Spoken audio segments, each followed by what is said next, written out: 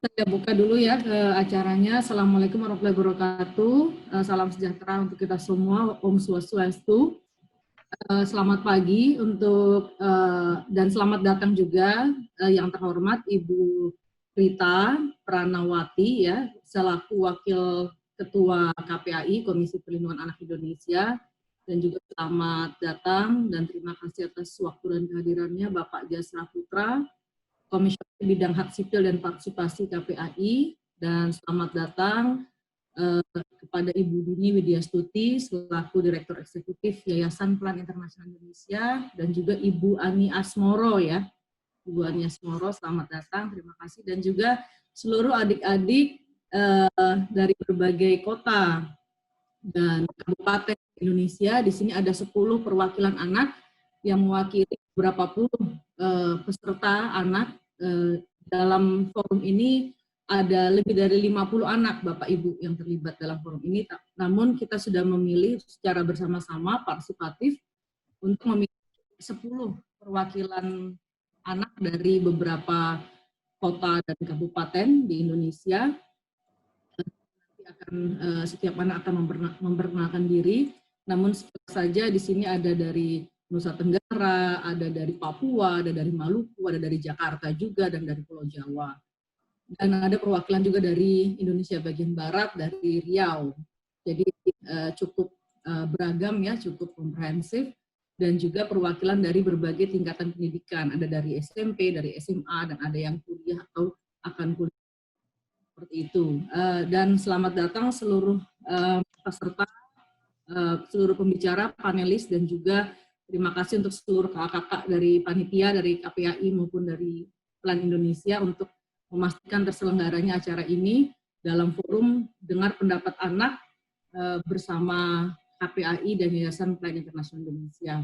Acara hari ini akan berlangsung dari pukul 9 sampai pukul 10.25 ya, sampai 10.25, jadi akan dimulai dengan pembukaan dari Ibu Dini selaku Direktur Eksekutif Plan Indonesia, kemudian sambutan dari KPAI dan selamat datang kepada anak-anak, kemudian perkenalan dan penyampaian pendapat anak dari berbagai kabupaten dan kota selama kurang lebih setengah jam, kemudian tanggapan dari ketua atau wakil ketua KPAI ya, yang diwakili oleh wakil ketua KPAI Ibu Rita selama kurang lebih 20 menit, kemudian tanya jawab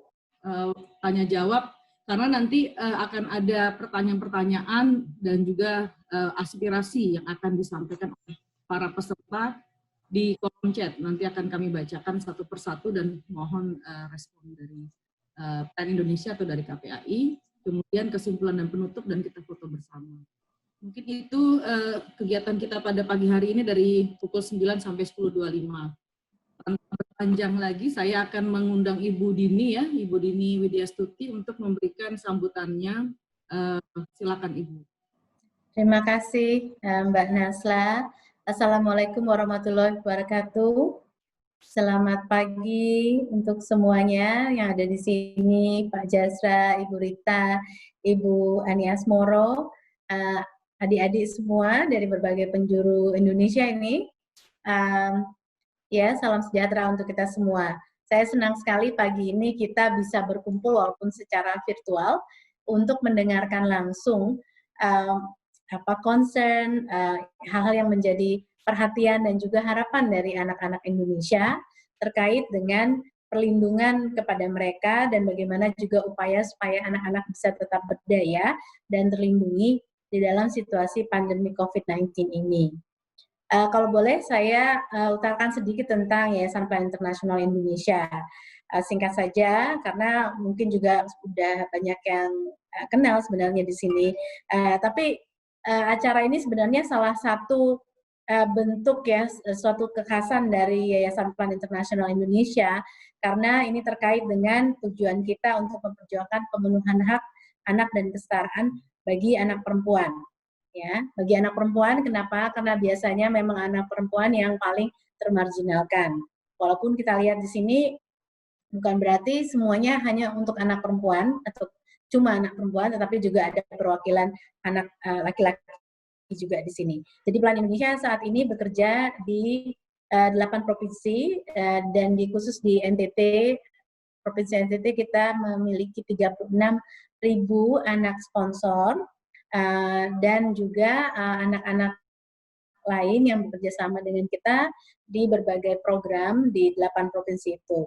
Plan Indonesia sendiri merupakan bagian dari yang kita namakan Joint Forces, Indonesia Joint Forces for Ending Violence Against Children, bersama dengan beberapa organisasi anak lainnya seperti Yayasan Sayang Itu Anak Cilik atau Save the Children Indonesia, SOS Children Villages, Wahana Visi, Teredesom, dan Child Fund Indonesia. Nah, harapan kami kegiatan di hari ini memberikan ruangan aman bagi anak dan kaum muda untuk menyampaikan harapannya, gagasannya, dan di sini juga ada yang sudah dikatakan Mbak Nasla tadi beberapa teman-teman dari berbagai daerah, ini antara lainnya dari Forum Anak, Chapter Nasional dan Daerah, lalu ada Youth Coalition for Girls dari nasional dan beberapa daerah juga, ada Youth Advisory Panelnya Plan, beberapa alumni dari International Day of the Girls, lalu juga perwakilan dari komunitas anak dan kaum muda mitra Plan, dan juga dampingan Plan yang lain. Dan saat ini untuk sebelum mengakhiri, mungkin saya bisa bercerita sedikit mengenai respons Plan terhadap COVID-19. Respons Plan terhadap COVID-19 ini difokuskan di beberapa provinsi, Bapak dan Ibu dan adik-adik semua, terutamanya di NTT untuk anak-anak sponsor kita, lalu kemudian di NTB, di Jakarta juga ada 18 kelurahan, lalu ada beberapa tempat di Jawa Tengah dan juga di Sulawesi Tengah. Nah, hingga pertengahan Juni ini, kami sudah mencapai penerima manfaat sebesar lebih dari 400.000, tepatnya 448.000 penerima manfaat langsung. Dan lebih banyak lagi yang secara tidak langsung ataupun juga melalui outreach sosial media. Karena fokusnya adalah untuk awareness mengenai bagaimana cara bisa melindungi diri, anak-anak dan keluarga terhadap penyebaran COVID-19, kemudian juga memberikan fasilitas untuk air bersih dan juga hygiene, dan pendidikan, memastikan pendidikan sehingga anak-anak bisa mengakses, walaupun yang di daerah terpencil. Ya, kita coba juga untuk itu, karena seperti kita tahu tidak semuanya punya akses terhadap internet atau bahkan juga TV ya. Ya, jadi broadcast yang melalui TVRI kadang-kadang juga di dusun-dusun terpencil sekali itu tidak bisa juga terjangkau begitu. Lalu, nah, yang sesuatu yang khusus adalah memberikan ruangan bagi anak-anak untuk bisa menyuarakan. Nah, ini kita ada diary anak-anak yang menggambarkan apa sih kegiatan mereka sehari-hari, ya harapannya setelah keluar dari pandemi ini. Lalu juga kita ada kegiatan yang namanya program kami yang namanya Girls Leadership Academy yang membahas berbagai hal, baik yang terkait COVID-19 tapi secara generalnya terhadap kepemimpinan anak perempuan ya, mengenai kepercayaan diri, melindungi diri dari bullying dan sebagainya. Nah, itu beberapa hal yang kami lakukan selain memang program-program yang berkelanjutan atau pembangunan seperti pencegahan perkawinan anak. Nah, tanpa berpanjang-panjang, saya pikir saya sudahi dulu pengantarnya. Lebih baik kita mendengarkan langsung dari anak-anaknya. Ya, terima kasih Mbak Nasla. Saya berikan lagi floor-nya pada moderator. Baik, terima kasih Ibu Dini sambutannya, perkenalan mengenai Plan Indonesia, mengenai respon yang kami lakukan dan juga fokus kami untuk pelindungan hak anak khususnya kesetaraan bagi anak perempuan. Terima kasih sekali Bu Dini, dan berikutnya saya akan mengundang Ibu Rita Pranawati ya untuk selaku Wakil Ketua KPAI untuk memberikan sambutan dan juga ucapan selamat datang Ibu untuk para peserta anak-anak yang hadir di forum daring hari ini. Silakan Ibu. Terima kasih Mbak Nazla. Selamat pagi, Assalamualaikum warahmatullahi wabarakatuh. Salam sejahtera untuk kita semuanya. Yang saya hormati Pak Jasra Putra selaku Komisioner Bidang Hak Sipil dan Partisipasi Anak. Yang saya hormati Ibu Dini Widyastuti selaku Direktur Eksekutif di Yayasan Plan Internasional Indonesia. Saya kira Plan bukan nama yang asing buat kita semua di isu perlindungan anak. dan ada Ibu Ani Asmoro dari KPAD Bali, dan yang saya hormati dan saya cintai serta banggakan anak-anak Indonesia, remaja-remaja Indonesia, harapan masa depan bangsa Indonesia. Pada kesempatan pagi hari ini, KPAI senang sekali sebagai rangkaian dari Hari Anak Nasional. Salah satu prinsip perlindungan anak adalah mendengarkan pendapat anak. Ada orang dewasa, tetapi orang dewasa gap pengalaman mengalami menjadi anak pada masanya itu tentu sangat berbeda. Apa yang dialami, apa yang kemudian dirasakan, dan situasinya dari beragam area, dari barat tadi saya lihat ada dari Kampar hingga dari Indonesia Timur, NTT, Maluku, Papua yang sangat beragam. Ini menjadi sangat penting karena kebijakan negara tidak bisa hanya melihat Jawa. Seluruhnya adalah anak-anak Indonesia, setiap anak punya hak yang sama untuk didengarkan pendapatnya, sekaligus mendapatkan perlindungan yang maksimal dari negara. Dan disinilah KPAI senang sekali bisa bekerja sama dengan Plan Internasional, ada pendamping sehingga anak-anak bisa menyampaikan pendapatnya dengan terbuka, dan kami juga akan dengan senang hati memberikan tanggapan sekaligus meneruskan apa yang disampaikan oleh anak-anak agar ini menjadi masukan kebijakan yang menjadi tugas KPAI yang diberikan kepada negara dan pihak terkait. Tentu ini adalah forumnya anak-anak, dan saya sangat bangga pada anak-anak Indonesia, remaja-remaja Indonesia yang dengan hatinya, dengan ketulusannya, dengan semangatnya menyampaikan persoalan sehingga persoalan-persoalan ini bisa kita selesaikan bersama, sekaligus solusinya seperti apa, dan kita bisa berjejaring ke depan lebih baik. Saya kira saya tidak akan berpanjang kata untuk memberikan waktu kepada anak-anak. Saya menyampaikan selamat datang juga kepada Bu Ai Mariati Solihah, komisioner bidang trafficking, begitu ya. Nanti mungkin ada yang terkait dengan trafficking juga bisa berbicara, dan terima kasih untuk Plan, terima kasih untuk kru KPAI juga yang juga sudah bergabung pada kesempatan hari ini, dan kita semua punya misi yang sama, meningkatkan kualitas hidup dan pemenuhan hak anak Indonesia. Terima kasih. Akhirul kalam, Assalamualaikum warahmatullahi wabarakatuh. Saya kembalikan ke Mbak Nazla. Silakan Mbak Nazla. Iya, baik. Terima kasih Ibu Rita. Terima kasih sambutannya dan juga selamat datang ya, ucapan selamat datang untuk adik-adik semuanya. Tadi sudah kita dengarkan sambutan dari Ibu Rita yang menyampaikan bahwa setiap anak memiliki hak yang sama ya untuk menyampaikan pendapatnya, untuk didengar, dan itulah tujuan dari forum kita hari ini, untuk juga memberikan masukan kepada negara, kepada pemerintah mengenai apa-apa yang perlu diperhatikan dan menjadi prioritas dalam rangka perlindungan hak anak. Tanpa berpanjang lebar, mungkin kita semua sudah penasaran ya, seperti apa sih suara dari adik-adik kita, seperti apa sih pendapatnya. Ini saya undang satu persatu, di sini ada 10 anak ya, namun saya lihat di room chat ini ada kendala teknis dari Sandra di Papua. Kita berharap semoga kendala akan segera diselesaikan, namun jika tidak mungkin Sandra bisa menyampaikannya di room chat sehingga nanti bisa kami sampaikan. Dan yang pertama saya langsung panggil dari Pulau Jawa ya, dari Jawa Barat, dari Sukabumi tepatnya, ada Akna. Apakah Akna sudah terhubung? Halo, sudah terhubung.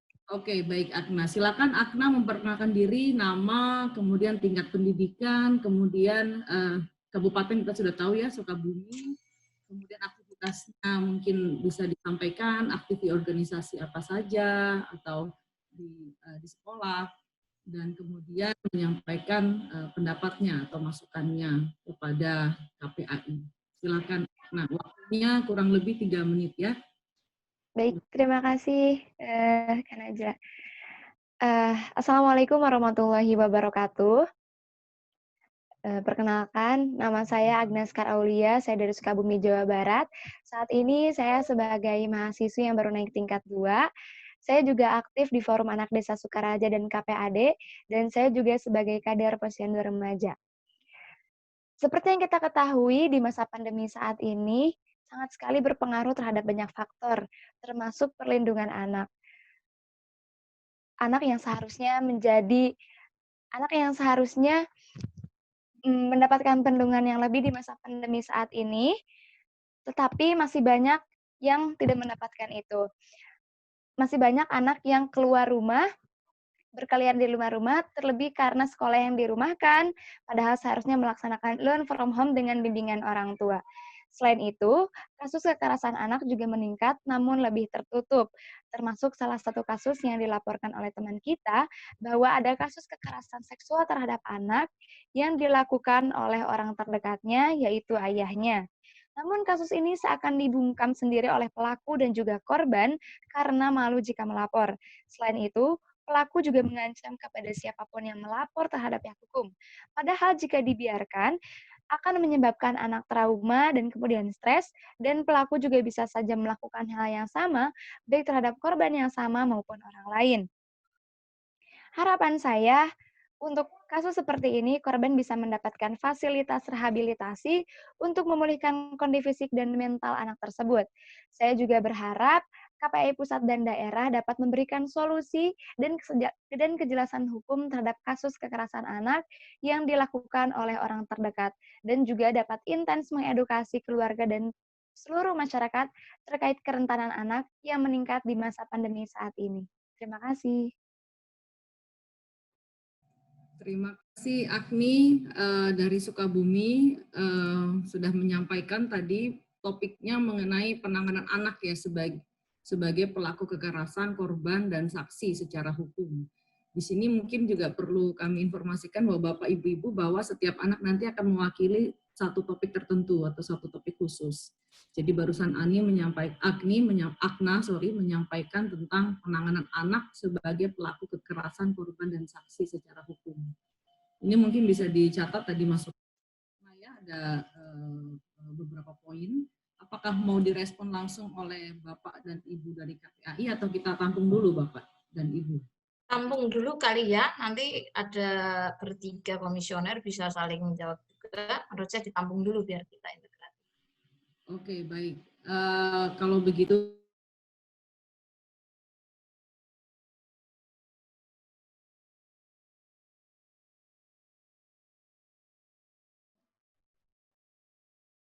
Halo Mbak Naslan.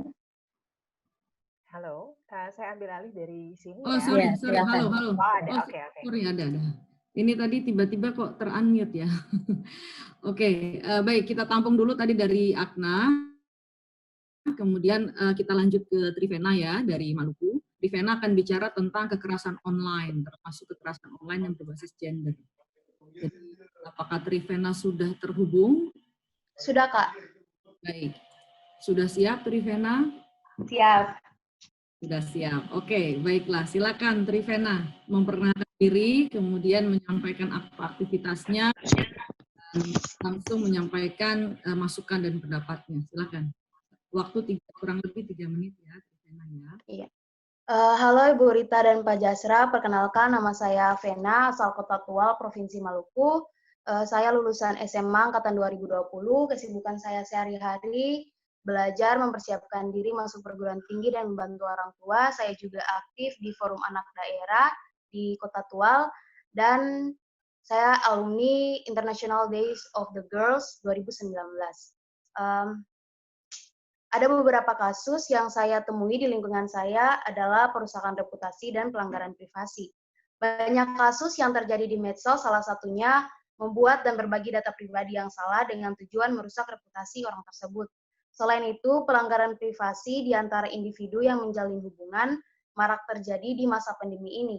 Foto atau video korban dijadikan ancaman jika tidak memenuhi keinginan pelaku.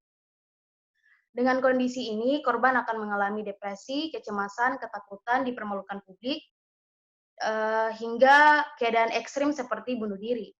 Permasalahan yang muncul adalah bagaimana sih seharusnya pemerintah mengatur mengenai perlindungan perempuan di dunia cyber, khususnya bagi perlindungan perempuan dari kekerasan seksual online. Beberapa rekomendasi dari saya yang pertama adalah perlu adanya peraturan yang tegas untuk melindungi korban. Yang kedua, menyediakan tempat rehabilitasi bagi korban yang mengalami kekerasan seksual di setiap daerah, karena korban butuh pendamping khusus. Dan untuk beberapa daerah saya rasa belum ada, khususnya juga di daerah saya juga belum ada tempat rehabilitasi untuk korban kekerasan seksual. Terima kasih. Oke, baik. Trivena, luar biasa ya. Terima kasih dari Kota Tual, Maluku. Tadi Trivena sudah menyampaikan adalah terkait dengan kekerasan online, jadi terkait dengan perusahaan reputasi dan pelanggaran privacy. Ini banyak ini pelanggaran privacy di dunia maya atau dunia daring, dan bahkan Trivena juga sudah menyampaikan rekomendasinya mengenai adanya peraturan yang tegas untuk melindungi korban kekerasan seksual, mungkin termasuk juga cyber ya, kemudian menyediakan tempat rehabilitasi bagi korban yang mengalami kekerasan seksual di setiap daerah. Ini menarik sekali, mungkin nanti bisa direspon oleh KPAI mengenai tantangan dan rekomendasi ini. Demikian, kemudian saya lanjutkan lagi untuk yang berikutnya dari Timur Tengah Selatan. Ini sebuah kabupaten di NTT ya. Di sini ada perwakilan Gita. Gita ini salah satu anak sponsor dari Plan Indonesia. Seperti tadi Ibu Dini sudah sampaikan, ada 36.000 anak sponsor. Gita sebagai salah satu anak sponsor di Timur Tengah Selatan. Gita akan menyampaikan mengenai perlindungan dari kekerasan berbasis gender, termasuk pengasuhan, penelantaran, dan perlakuan yang salah, pornografi fisik online dan offline. Baik, jadi silahkan kita sudah siap? Halo. Oke, baik. Silakan kita memperkenalkan diri, menyampaikan apa kegiatannya, kemudian tingkat pendidikannya sekarang sedang sekolah tingkat apa, dan langsung menyampaikan aspirasinya dan rekomendasinya. Halo, selamat pagi. Ibu Rita Pranawati MA selaku Wakil Ketua Komisi Perlindungan Anak Indonesia beserta komisioner yang saya hormati. Ibu Dini Widyastuti selaku Direktur Eksekutif Yayasan Plan Internasional Indonesia yang saya hormati, dan singkatnya semua teman-teman yang ikut terlibat dalam mendengar pendapat anak dan kaum muda KPAI yang saya kasihi. Perkenalkan, nama saya Gita, saya dari SOE. Saat ini saya bersama dengan teman-teman dari YAP, Forum Anak, dan KPAD. YAP adalah Youth Advisory Panel atau Dewan Penasihat Muda yang berada di kota, sedangkan Forum Anak dan KPAD berada di desa. Kegiatan saya selama masa pandemi ini membantu orang tua mengerjakan pekerjaan rumah, serta menyiapkan diri melanjutkan pendidikan ke sekolah menengah atas. Di desa saya sebagai Ketua Forum Anak, bahkan saya terlibat dalam menyetarakan kesetaraan gender, serta membantu mengkampanyekan isu-isu yang berisiko terhadap anak. Di sini ada isu yang akan saya angkat, yaitu perlindungan anak dari kekerasan. Di Indonesia, kasus kekerasan terhadap anak semakin marak terjadi. Ada berbagai bentuk kasus kekerasan, seperti kekerasan seksual, pornografi, emosional, kekerasan fisik, penelantaran, eksploitasi, dan lain sebagainya. Menurut data Simponi KP3A, periode 1 Januari sampai 31 Maret 2019, dan 1 Januari sampai 31 Maret 2020, bahwa kasus kekerasan terhadap anak terus meningkat. Data korban kekerasan terhadap anak menurut jenis kekerasan adalah kekerasan seksual sebesar 2.700 kasus pada tahun 2019. Pada tahun 2020, data per Maret sudah mencapai 1.500 kasus kekerasan seksual, dan kekerasan yang di urutan kedua adalah kekerasan fisik, diikuti dengan kekerasan psikis, dan eksploitasi. Pada masa pandemi COVID-19, kekerasan seksual dan kekerasan fisik mengalami peningkatan. Dari data yang didapatkan, yang menjadi pelaku kekerasan paling banyak adalah laki-laki. Hal ini dapat terjadi karena perempuan dianggap lemah dan beberapa praktik budaya yang salah, seperti anak perempuan bukan pewaris marga, perempuan tidak bisa mengatur laki-laki, dan perempuan tidak bisa menjadi pemimpin. Angka kekerasan ini merupakan angka yang terlapor. Sementara kasus yang terlapor bisa sama dengan angka yang tidak terlapor, bahkan bisa lebih tinggi. Dari berbagai kekerasan ini, jika kita tidak mengambil alih, maka akan berdampak buruk pada fisik, mental, kehidupan sosial, pendidikan, masa depan dari anak yang menjadi korban kekerasan, dan lain sebagainya. Anak-anak juga disebut sebagai penerus bangsa di masa yang akan datang dan penentu majunya bangsa kita. Untuk itu harus adanya kepedulian untuk melindungi anak-anak dari berbagai bentuk kekerasan. Oleh karena itu, kami pandang perlu untuk menyelamatkan generasi penerus bangsa, beberapa hal yang harus dilakukan. Yang pertama, Undang-Undang Perlindungan perlu disosialisasikan pada semua kalangan di semua pelosok. Yang kedua, kerjasama lintas sektor di level nasional sampai level desa untuk memutus rantai kekerasan terhadap anak sampai ke level desa bahkan RT. Yang ketiga, dinas-dinas terkait perlu diperkuat, baik itu anggaran maupun kewenangan. Yang keempat, membentuk kelompok perlindungan anak yang berbasis masyarakat di desa-desa di seluruh Indonesia. Dan yang terakhir, diharapkan kepada Komisi Perlindungan Anak Indonesia bisa dihadirkan di daerah provinsi hingga ke kabupaten di seluruh Indonesia. Sekian dan terima kasih. Baik, terima kasih Gita dari Kota Soe, Kabupaten Timur Tengah Selatan ya. Luar biasa. Jadi tadi Gita sudah menyampaikan beberapa tantangan dan mengapa hal ini penting terkait dengan perlindungan anak dari kekerasan ya. Bahkan sudah menyampaikan beberapa data dan ada peningkatan kasus kekerasan di masa pandemi COVID-19 dan ada 5 rekomendasi yang diusulkan Gita, yaitu Undang-Undang Perlindungan perlu disosialisasikan sampai ke pelosok, kerjasama lintas sektor sampai ke desa, dan dinas-dinas yang terkait perlu diperkuat, baik termasuk dari sisi anggaran dan kewenangan, membentuk kelompok perlindungan anak berbasis masyarakat di desa-desa di seluruh Indonesia, kemudian juga diharapkan kehadiran KPAI di berbagai provinsi dan kabupaten. Menarik sekali, nanti bisa direspon oleh Bapak dan Ibu dari KPAI. Selanjutnya saya memanggil dari DKI Jakarta, Ibu Kota, dari Ibu Kota ya, Ibu Kota Indonesia. Dengan Rian, silakan. Silakan memperkenalkan diri. Rian akan menyampaikan isu terkait dengan pemenuhan hak tumbuh kembang ya. Silakan Rian memperkenalkan diri, kegiatan apa saat ini, dan juga langsung menyampaikan aspirasi. Baik, terima kasih Mbak Nazla. Selamat pagi Bu Rita, Pak Jasra, Bu Dini, serta partisipan sekalian. Perkenalkan, nama saya Rian dari Youth Coalition for Girls. Saya sekarang sebagai mahasiswa semester 6 di salah satu universitas di Jakarta. Bersama komunitas yang adalah Koalisi Anak Muda, lebih khusus membahas tentang banyak isu anak perempuan, kami melakukan banyak sekali diskusi dan pengamatan, maupun bersama dengan rekan-rekan partisipan di sini telah mengadakan diskusi, dan berbagai isu telah kami bahas. Salah satunya memang ada pada bidang kesehatan dan tumbuh kembang anak. Di tengah pandemi ini, bidang ini mendapatkan dampak yang sangat signifikan dalam pengamatan kami, Bapak Ibu sekalian. Sebagai anak muda, kami melihat ini dan membawa kekhawatiran khusus karena ada sejumlah isu yang muncul. Dalam diskusi kami memang tidak hanya Jakarta, karena memang isu kesehatan sifatnya universal, dan ada beberapa isu. Yang pertama, kami melihat memang betul bahwa saat ini para medis tengah berfokus pada penanganan COVID-19.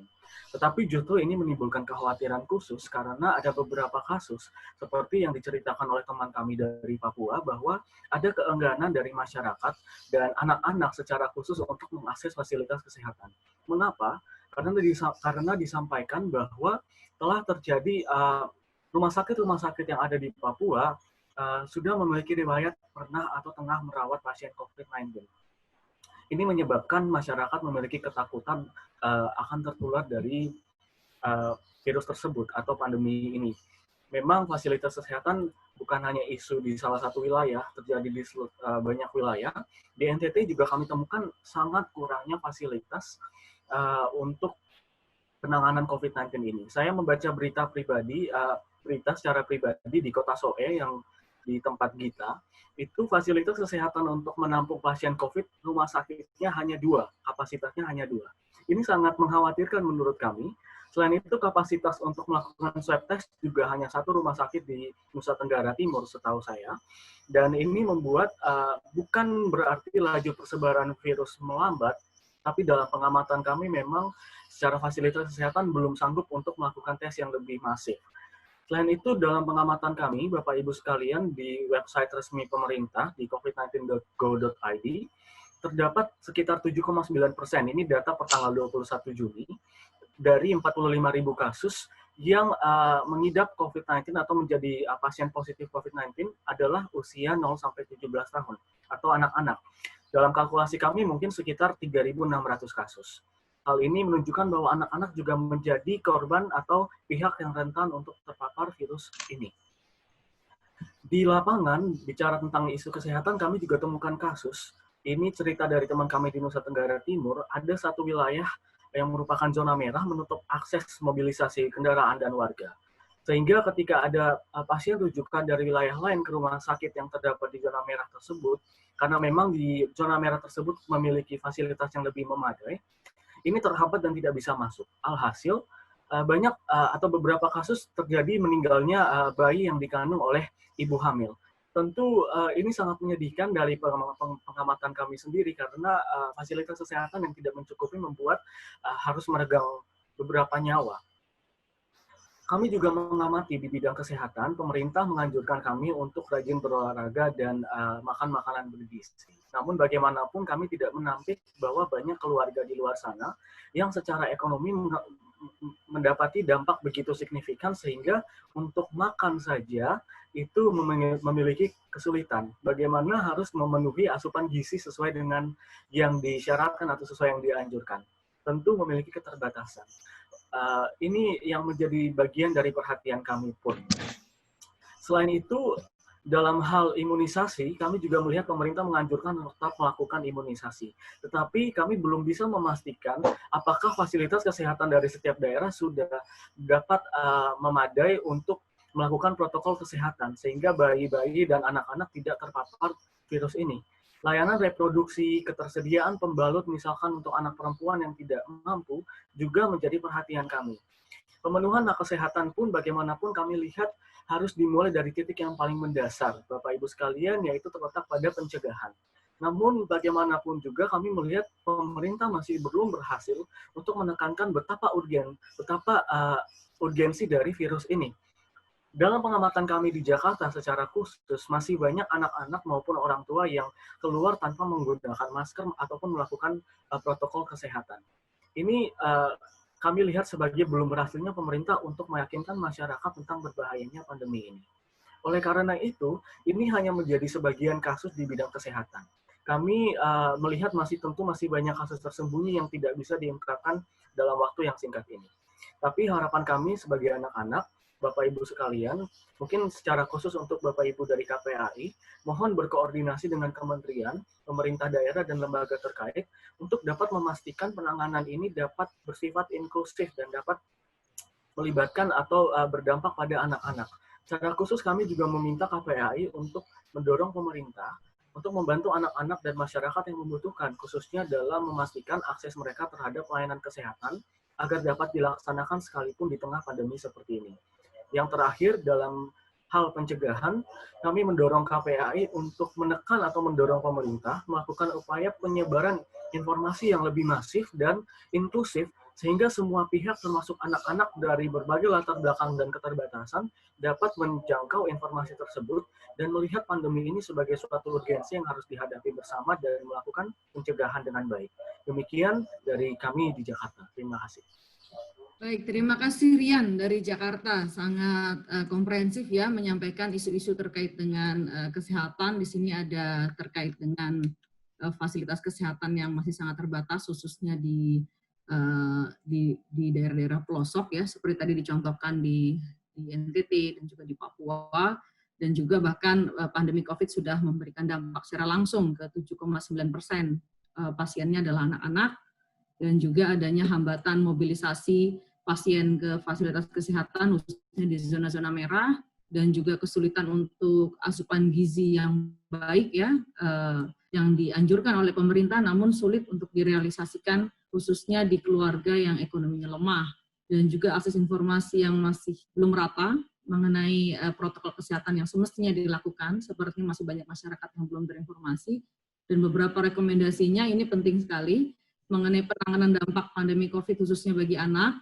dan juga bagaimana KPI bisa mendorong pemerintah atau merekomendasikan pemerintah untuk membantu anak dan masyarakat yang untuk dapat terus mengakses layanan kesehatan tanpa terhambat masalah penanganan pandemi COVID-19, dan juga upaya untuk penyebaran informasi secara masif dan inklusif. Luar biasa. Terima kasih Rian, nanti akan direspon oleh Bapak dan Ibu dari KPAI. Berikutnya saya memanggil di sini ada Sandra ya dari Papua. Sandra dari Papua, apakah sudah siap? Siap, Kak. Baik, Sandra akan menyampaikan isu-isu khususnya di bidang pendidikan ya. Silakan Sandra, dimulai dengan perkenalan diri dan menyampaikan aspirasinya. Baik, selamat siang Bapak Ibu sekalian dan teman-teman. Perkenalkan, nama saya Sandra, saya berasal dari Jayapura, Papua. Saya di sini akan menyampaikan isu tentang pendidikan. Saya saat ini sedang mempersiapkan diri saya untuk masuk dalam universitas, dan saya juga aktif dalam organisasi Forum Anak Provinsi Papua. Di sini mengenai pendidikan, saya mengambil 2 poin penting. Yang pertama adalah pembelajaran yang kurang merata. Seperti yang kita semua ketahui bahwa selama masa pandemi ini, banyak sekolah-sekolah melakukan pembelajaran online. Sangat disayangkan, daerah-daerah yang memiliki keterbatasan internet, anak-anak di sana tidak dapat mengakses internet untuk belajar. Seperti yang saya amati, anak-anak di Papua yang jauh di pegunungan, di lembah, bahkan yang masih dekat dengan perkotaan, jaringan internetnya itu tidak bisa. Sehingga selama masa pandemi seperti ini, anak-anak ini tidak bisa melakukan pembelajaran. Mereka hanya berdiam di rumah, membantu orang tua, dan bermain. Harapan kami, kalau boleh, metode pembelajarannya dapat diubah, terlebih khusus untuk anak-anak yang daerahnya tidak dapat menggunakan internet. Guru-guru dapat memberikan materi pembelajaran, tugas, dan ujian dalam bentuk hard copy, agar anak-anak Indonesia yang daerahnya tidak terjangkau oleh jaringan internet, mereka semua boleh memperoleh pengetahuan dan pendidikan yang sama seperti layaknya anak-anak yang berada di kota. Yang kedua, biaya SPP di sekolah. Dengan belajar online di rumah, orang tua kita mengeluarkan uang bukan hanya untuk membayar SPP, tetapi mereka juga mengeluarkan uang untuk membeli kuota internet agar anak-anak bisa belajar di rumah. Banyak orang tua yang merasa keberatan karena mereka harus mengeluarkan uang untuk membayar SPP di sekolah, dan mereka juga harus membeli kuota internet untuk anak mereka. Harapan kami, alangkah baiknya uang SPP di setiap sekolah di seluruh Indonesia dapat dibayar setengah, agar setengah yang diberikan kepada sekolah, sekolah dapat gunakan untuk keperluan sekolah, dan setengahnya yang telah dipotong oleh orang tua, itu mereka boleh simpan dan membeli kuota internet untuk anak-anak, sehingga mereka dapat melakukan pembelajaran online. Sekian dan terima kasih. Terima kasih Sandra dari Papua, luar biasa. Menyampaikan beberapa isu pendidikan ya. Di sini saya catat ada 2 poin utama, adalah pembelajaran yang kurang merata atau kurang inklusif, khususnya bagi anak-anak yang tidak memiliki akses yang lancar ya ke internet, apalagi mungkin yang tinggal di pegunungan, di lembah dan sebagainya. Harapannya atau rekomendasinya adalah metode pembelajaran dapat diubah atau lebih bervariatif ya, dengan menggunakan hard copy juga, tidak hanya melalui internet. Dan yang kedua adalah biaya SPP di sekolah yang dirasa saat ini ada tambahan pengeluaran, yaitu pengeluaran kuota internet, sehingga harapannya bisa SPP tidak dibayarkan full, hanya setengah dan setengah lagi untuk membayarkan kuota internet. Luar biasa, terima kasih Sandra. Saya juga ingin mengingatkan untuk adik-adik yang lain, peserta yang hadir di forum ini, untuk menuliskan pertanyaan atau komentar atau tanggapan di kolom chat. Jadi nanti akan kita bacakan satu persatu, sangat terbuka, ada sesi nanti question and answer. Jadi inilah forum bagi adik-adik yang lainnya yang tidak ikut membacakan aspirasi di luar 10 anak yang terpilih, untuk juga turut berpartisipasi dalam ruang diskusi ini. Silakan. Berikutnya saya panggil dari Lombok ya, Nusa Tenggara Barat. Di sini ada Ayi. Ayi di sini akan menyampaikan terkait dengan laporan dan tanggapan kasus. Apakah Ayi sudah siap? Halo Ayi. Ayi sudah terhubung? Halo. Saya lihat dulu ya di sini apakah ada Ayi. Mungkin kakak-kakak kalian bisa bantu untuk ada sebenarnya panelis Ayi ya. Ada sebenarnya. Ayi. Tinggal di unmute. Bisa dibantu kakak-kakak dari plan untuk Halo, unmute? Kak. Ah, sudah. Iya, oke. Ayi dari Lombok ya. Videonya juga oke. Videonya Kak, sudah siap ya. fotonya. Halo Ayi. Udah. Tes suara dulu. Halo Ayi. Halo. Oke, kelihatannya agak delay sedikit. Kita coba ya. Ya. Ya, Udah silakan. kedengeran? Iya, iya sudah dengar. Silakan Ayi untuk memperkenalkan diri, kemudian menyampaikan aspirasinya. Lebih 3 menit. Silakan ya. Ya. Terima kasih sudah memberikan kesempatan. Jadi saya Ayi, saya dari Lombok. Saya sedang aktif berkuliah dan saya juga aktif dalam kegiatan Forum Anak Desa, juga sebagai anggota KPAD, juga sebagai salah satu kader Posyandu Remaja. Jadi di sini apa yang terjadi di tempat saya, yaitu di Lombok Barat selama pandemi, banyak kasus kekerasan yang terjadi kepada anak. Itu kasus kekerasan anak yang terjadi. Yang pertama itu tidak tahu mau melapor kemana. Yang kedua, ketika ada yang melapor kepada pemangku kepentingan, yaitu ketua RT atau kepala kadus, biasanya tidak diberikan tanggapan dan dukungan untuk menyelesaikan masalah dengan adil. Padahal kasus-kasus kekerasan ini sangat penting ada tindak lanjutnya kepada pelaku maupun korban. Seperti misalkan pelaku yang bersalah itu harus dapat suatu sanksi ataupun hukuman. Begitu juga pada korban itu mendapatkan dukungan dengan adil, entah itu berupa bantuan pengobatan atau konseling, karena mungkin saja korban ini mengalami trauma. Kenapa? Karena ketika seorang anak ini mengalami kasus kekerasan, anak ini akan menghambat tumbuh kembang anak itu akan terhambat. Anak ini juga tidak akan tumbuh dewasa dengan baik. Padahal anak ini memiliki hak untuk dilindungi, juga memiliki hak juga keamanan, terutama di lingkungannya. Ada contoh kasus di desa saya. Ada anak yang mengalami kasus kekerasan seksual.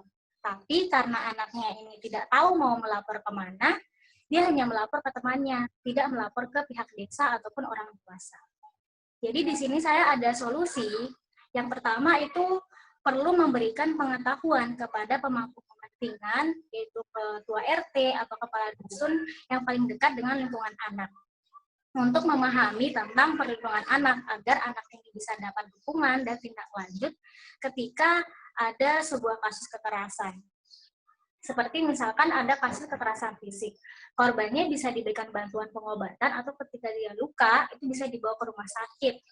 Atau mungkin ada kasus kekerasan psikis yang membuat anak ini mengalami trauma, itu bisa diberikan konseling agar traumanya hilang. Yang kedua, solusi dari saya itu nomor pengaduan pusat perlindungan. Itu bisa sampai ke masyarakat. Misalkan dengan ditempel di setiap papan RT atau di balai dusun dan disosialisasikan secara langsung agar masyarakat ini tahu, agar semua orang itu juga bisa mengakses ketika terjadi kasus kekerasan. Ditempel di satu tempat saja, misalkan di kantor desa saja, kan tidak semua orang datang ke kantor desa. Akibatnya tidak semua orang bisa mengakses. atau bisa dibagikan melalui media sosial. Tapi alangkah lebih baik itu disosialisasikan secara langsung, karena tidak semua umur itu menggunakan sosial media. Ada juga karena ada beberapa tempat, bukan hanya di Lombok tapi di seluruh Indonesia, yang tidak bisa mengakses sosial media karena akibat karena tidak ada internet. Hanya itu saja. Terima kasih. Baik, terima kasih Ai dari Lombok, Nusa Tenggara Timur yang menyampaikan isu terkait dengan pelaporan dan tanggapan kasus kekerasan ya. Terima kasih Ai sudah menyampaikan beberapa isu, diantaranya seperti anak-anak tidak tahu melapor kemana, dan kalaupun melapor tidak mendapatkan tanggapan atau dukungan ya dari misalnya kepala dusun, ketua RT dan sebagainya. Dan harapannya Ai adalah korban mendapat dukungan yang adil, mendapatkan pendampingan, dan pelaku mendapatkan hukuman.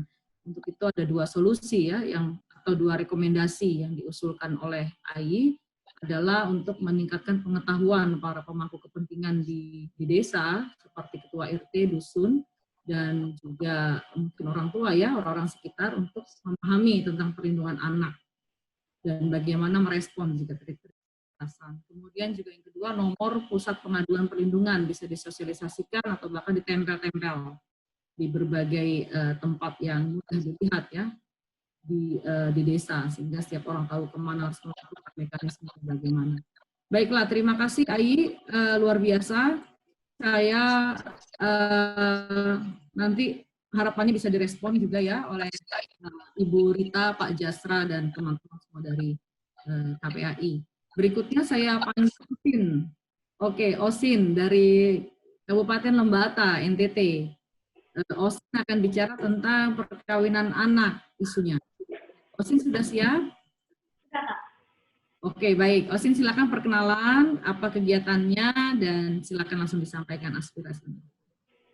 Oke, baik. Terima kasih atas kesempatan yang diberikan kepada saya. Selamat pagi untuk kita semua, dan perkenalkan, nama saya Osin. Saya berasal dari Kabupaten Lembata, dan sekarang saya duduk di bangku kelas 1 naik kelas 2 SMA. Dan saya juga sekarang aktif di organisasi Forades Desa Wairina. Di sini saya mau menjelaskan tentang masalah perkawinan anak yang bukan hanya terjadi di daerah saya. Berdasarkan diskusi kemarin dengan teman-teman dari berbagai daerah di seluruh Indonesia, ternyata masalah perkawinan anak ini juga terdapat di daerah mereka. Dan memang berdasarkan laporan dari teman-teman, itu masalah perkawinan ini dipicu oleh adanya untuk daerah NTT sendiri. Perkawinan anak ini terjadi karena yang pertama, budaya di NTT sendiri itu memang mengharuskan atau membenarkan perkawinan anak. Sedangkan ada juga orang tua yang memang kurang memahami dampak atau bahaya jika anak terjun atau terlibat dalam perkawinan anak. Kemudian orang tua juga banyak yang berpikir bahwa jika anaknya menikah di usia yang muda, maka anaknya itu akan bahagia dan orang tua akan lepas tanggung jawab terhadap anaknya. Sedangkan untuk anak sendiri, karena pergaulan zaman sekarang itu memang tidak bisa dibatasi, oleh karena itu banyak anak yang terlibat dalam pergaulan bebas, sehingga mereka terjerumus ke dalam perilaku seks bebas yang bisa membahayakan mereka, sehingga mereka akan terjerumus ke dalam perkawinan anak.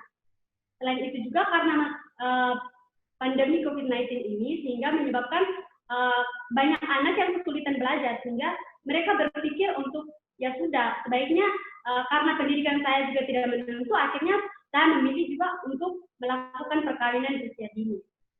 Nah, di situ banyak faktor yang mempengaruhi seorang anak untuk akhirnya terjerumus ke dalam perkawinan anak. Nah, di sini bukan hanya saya saja yang merasa prihatin, tetapi juga teman-teman di seluruh Indonesia pun merasa prihatin dengan masalah perkawinan anak. Karena yang pertama, kami sama-sama sebagai seorang anak, kami memiliki masa depan, punya cita-cita yang sama, punya impian yang sama, dan kami juga punya hak yang sama. Oleh karena itu, kalau misalnya ada seorang anak yang memang harus terjerumus atau terlibat ke dalam perkawinan anak, saya sebagai perempuan, sebagai seorang anak, saya juga merasa prihatin. Dan karena seorang anak itu adalah tombak untuk masa depan bangsa. Jadi jika banyak anak yang terjerumus ke dalam perkawinan anak, maka masa depan bangsa ini akhirnya terombang-ambing, dan memang masalah-masalah berkaitan dengan ekonomi, pendidikan, dan segala macam masalah itu akan timbul karena kami sebagai generasi muda pun kami tidak memiliki pendidikan yang maksimal, memiliki kehidupan yang baik, sehingga kalau untuk masa depan bangsa itu bisa terancam. Dan untuk itu saya berharap bukan hanya kepada KBRI tetapi juga kepada seluruh pemerintah dan juga masyarakat harus melihat bahwa masalah ini memang sangat berbahaya. Untuk itu, saya berharap bukan hanya saya saja, tetapi juga teman-teman, kami semua berharap bahwa pemerintah harus memberikan sosialisasi bukan hanya kepada orang tua, tetapi juga kepada anak itu sendiri berkaitan dengan bahaya dan juga dampak yang ditimbulkan bila seorang anak melakukan perkawinan.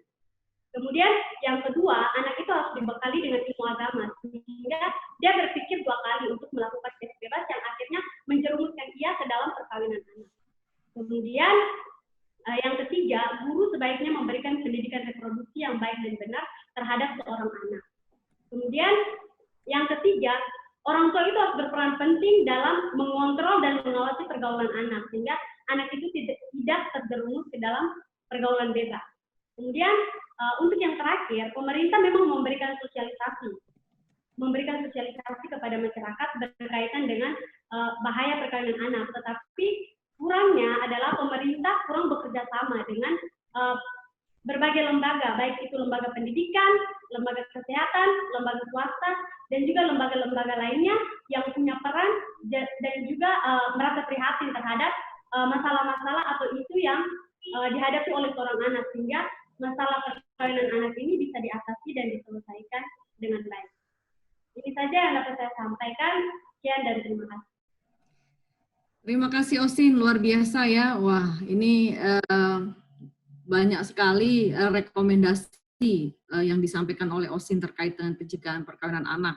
Rekomendasinya ke masing-masing pihak ya. Di sini Osin sangat prihatin sebagai sesama anak dan mengenai kasus perkawinan anak yang sepertinya tidak hanya terjadi di NTT tapi di banyak daerah. Rata-rata banyak yang disebabkan karena budaya ya, yang orang tua merasa anak harus menikah muda, dan juga di saat pandemi COVID-19 ini menurut Osin kasus perkawinan anak juga meningkat karena banyak yang kesulitan belajar dan akhirnya berpikir untuk menikah. Di sini Osin memberikan rekomendasi untuk anak agar dilibatkan di kegiatan-kegiatan yang positif ya, agar tidak berpikir untuk melakukan perkawinan. Dan yang kedua, rekomendasi kepada guru agar bisa mendampingi dan memberikan pemahaman mengenai kesehatan reproduksi kepada anak. Yang ketiga, kepada orang tua untuk dapat bisa mengontrol ya pergaulan anak kata Osin, atau mungkin lebih memberikan pendidikan yang baik ya kepada anak. Dan kepada pemerintah juga harus menjalin kerjasama dengan berbagai pihak, termasuk lembaga pendidikan, kesehatan, dan swasta. Luar biasa dari Osin, dari Lembata, kita simpan dulu. Berikutnya saya panggil, masih ada 2 lagi ya, bapak-bapak dan ibu-ibu. Di sini ada Hot Martua dari Riau. Silakan, Hot Martua akan bicara tentang pekerja anak. Apakah Hot Martua sudah siap? Halo? Ya, halo Kakak. Baik, Hot Martua silakan langsung perkenalan, apa kegiatannya singkat saja dan langsung ke aspirasinya, kurang lebih 3 menit. Silakan. Kelihatannya agak... Pagi semuanya, selamat pagi. Ini Bapak Jasra dari Ibu Rita. Perkenalkan, saya Hot Martua Pasaribu dari Youth for Girls Provinsi Riau. Saat ini kesibukan saya adalah kuliah, sekaligus bekerja juga di Dinas Perlindungan Anak, staf honor di Dinas Perlindungan Anak, dan aktif di bidang aktivis perlindungan anak di Kabupaten Kampar dan Provinsi Riau. Kami dari YCJ Riau, Pak, melihat banyak permasalahan di Provinsi Riau, terkhususnya pada masalah anak, yaitu pekerja anak, di mana kami melihat atau mengamati banyaknya praktik pekerja anak dan praktik eksploitasi anak di Provinsi Riau, baik dari orang lain maupun dari orang tua dari anak tersebut. pekerja anak yang kami temukan berdasarkan survei secara langsung di lapangan, bahwasanya kami menemukan hampir di seluruh Provinsi Riau, terdapat pekerja anak yang diantaranya bekerja di toko, bengkel, PT Perkebunan Sawit, rumah makan, pengemis, bahkan yang paling memprihatinkan adalah para pekerja anak di sepanjang jalan rusak di hampir seluruh jalan yang ada di Provinsi Riau. Berdasarkan jawaban yang kami terima dari anak-anak tersebut ketika kami menanyakan kepada mereka hal apa yang membuat mereka harus bekerja sedemikian rupa, sedemikian beratnya di usia mereka, rata-rata jawaban yang kami terima adalah karena mereka ingin membantu ekonomi orang tua. Namun ada juga yang menjawab untuk meluangkan waktu kosong, tidak dapat uang jajan dari orang tua, dan tidak terpenuhinya keinginan mereka untuk membeli barang-barang yang mereka inginkan. Di samping itu, jawaban yang paling miris sekali kami dengar dari anak-anak tersebut adalah mereka mengatakan kalau mereka tidak bekerja, dengan demikian, orang tua mereka akan marah, bahkan melakukan perbuatan salah kepada mereka seperti misalnya dihajar, atau anak tersebut sering ataupun kerap sekali dilabeli oleh orang tuanya hanya menyusahkan orang tua saja. Itu. Terus, penyebab utama dari situasi ini sebenarnya adalah ekonomi keluarga. Apalagi di masa pandemi COVID-19 ini, hampir seluruh sektor kehidupan manusia kan lumpuh nih. Jadi, salah satunya sekolah yang diliburkan juga, yang dapat dimanfaatkan oleh orang tua untuk membawa anaknya bekerja, membantu mereka memenuhi ekonomi keluarga. Tidak lagi mementingkan pendidikan mereka di masa pandemi ini. Jadi kami dari YCG juga menegaskan kami di Provinsi Riau dengan teman-teman di daerah lain juga, di luar Provinsi Riau seperti di Sumbar, Sumatera Utara, Jakarta, lalu dari putaran Jawa juga kita ada teman-teman bertanya kepada mereka, terdapat kasus yang sama di daerah mereka. Bahkan di daerah mereka ternyata lebih parah. Banyak pengeksploitasi anak, bahkan sampai pekerja anak di bidang seks komersial. Itu sih. Terus kami dari YCG melihat kondisi ini sangat bahaya, Pak, sangat berdampak bagi masa depan mentalitas anak tersebut. Karena di mana pada usia mereka yang saat ini seharusnya mereka bermain dengan teman-temannya, berbahagia dengan teman sebayanya, malah dijadikan waktu untuk mereka bekerja dan menghabiskan waktu masa kecil mereka dengan kekurangan kebahagiaan. Sehingga melalui studi kasus yang kami lakukan ini, kami merekomendasikan beberapa hal yang perlu dipertimbangkan oleh bapak-bapak dari PAI untuk diaudiensi ke pemerintah nantinya. Yang pertama, merevisi undang-undang, merevisi isi dari Undang-Undang Nomor 13 Tahun 2003, pasal 68 dan 69 tentang ketenaga kerjaan, serta pengecualian pada pekerja anak yang mengatakan jika anak tersebut berusia 13 sampai dengan 15 tahun boleh dipekerjakan untuk pekerjaan yang ringan saja, serta jika usia 15 sampai dengan tahun boleh dipekerjakan secara umum dengan kategori normal, dengan catatan tidak boleh dieksploitasi. Namun, Pak, kami melihat itu kan masih usia anak sesuai dengan Undang-Undang Perlindungan Anak. Bagaimanapun anak tidak boleh dipekerjakan menurut kami. Jadi tidak ada alasan untuk hanya pekerjaan ringan dan boleh dipekerjakan secara normal. Karena itu akan merenggut masa depan mereka dan konsentrasi mereka untuk belajar menempuh masa depan mereka. Terus, untuk yang kedua, untuk dapat dipertimbangkan kembali, perlu diadakannya regulasi atau program yang memang benar-benar bertujuan mensejahterakan keluarga, sehingga anak tak perlu ikut bekerja membantu orang tua mereka. Karena ketika program dari pemerintah itu sudah membantu ataupun mensejahterakan keluarga, pastinya tidak perlu lagi orang tua mengajak anaknya untuk bekerja.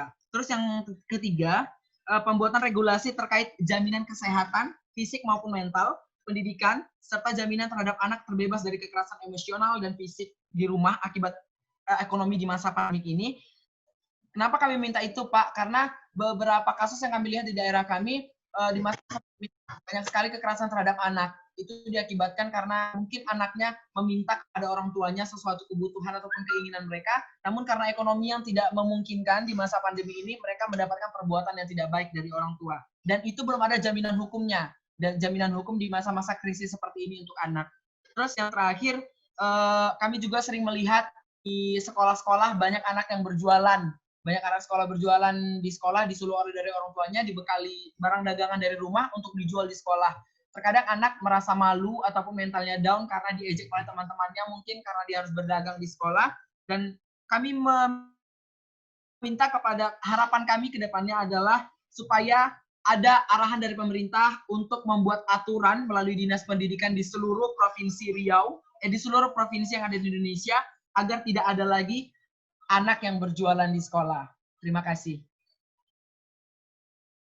Baik, terima kasih Hot Martua ya, luar biasa sekali dengan kelihatan itu topi tradisional ya dari Riau ya, khusus dipakai untuk acara ini.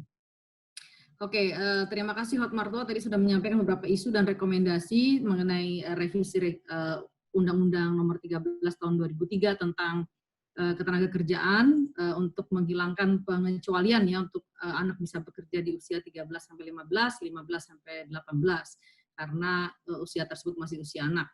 Kemudian juga rekomendasi adanya regulasi yang benar-benar mensejahterakan keluarga sehingga anak tidak perlu bekerja, kemudian jaminan hukum untuk anak di masa krisis ini, termasuk untuk akses kesehatan, dan terbebas dari segala kekerasan, dan juga ada arahan dari pemerintah agar tidak ada lagi anak berjualan di baik, saya langsung lanjut dari Kupang, NTT. Di sini ada Novel. Novel akan bicara tentang perlindungan anak disabilitas. Baik, Novel, apakah sudah siap audio dan videonya? Novel? Sudah, Kak. Baik, oke. Silakan ya Novel perkenalan dan langsung menyampaikan aspirasinya terkait. Hai semua, selamat pagi. Hai, selamat pagi Novel. Silakan. Ya, Novel, siapa yang Novel? Saya Tuli, saya berasal dari Kupang NTT. Sekarang saya sudah siap memasuki SMA di sekolah luar biasa. Saya akan mulai bercerita dari data BPS tahun 2015.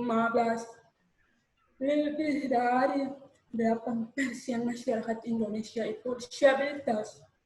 70% anak-anak disabilitas Indonesia tidak bersekolah. Ini membuat kami seperti tidak terlihat atau membuat kami seperti tidak ada dalam lingkungan kami. Ada beberapa dalam lingkungan. Pertama, kami tidak bisa mengikuti lomba-lomba atau kegiatan-kegiatan umum. Apapun babnya, kami berpikir lomba atau kegiatan itu bukan untuk kami. Kedua, masih ada kekerasan di sekolah atau di lingkungan. Contohnya teman-teman kami upah mengejek, mengolok, mendorong atau lempar kami dengan batu.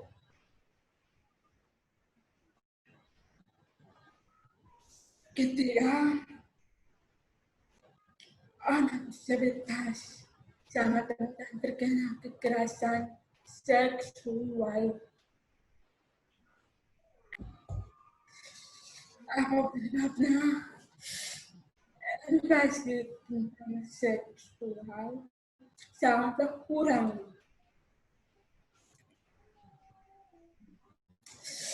Dan juga selama pandemi COVID, banyak akses informasi yang kurang kami pahami. Contohnya, informasi tentang pencegahan penyebaran virus. Kami tidak tahu informasi itu betul atau tidak. Keempat, ini seperti sudah umum di lingkungan anak-anak disabilitas tuli. Orang tua tidak bisa bahasa isyarat. Ini membuat kami tidak bisa mengeluarkan pendapat-pendapat dengan bebas.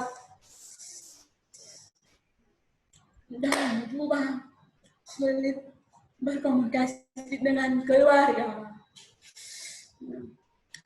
Harapan kami kapal bisa yang pertama membuat peraturan supaya anak-anak disabilitas harus sekolah minimal sampai SMA. Kedua, membuat peraturan supaya anak disabilitas minimal 10% bisa mengikuti kegiatan-kegiatan atau lomba-lomba umum. Ketiga, mendorong orang tua atau wali supaya bisa membantu anak-anak disabilitas dalam belajar.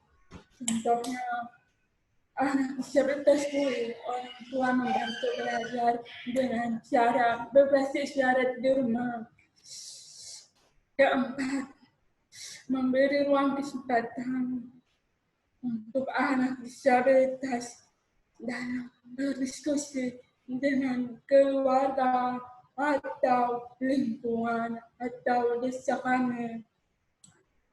Kelima, memberi masyarakat dan anak-anak disabilitas serta non-disabilitas edukasi tentang seksual secara penuh.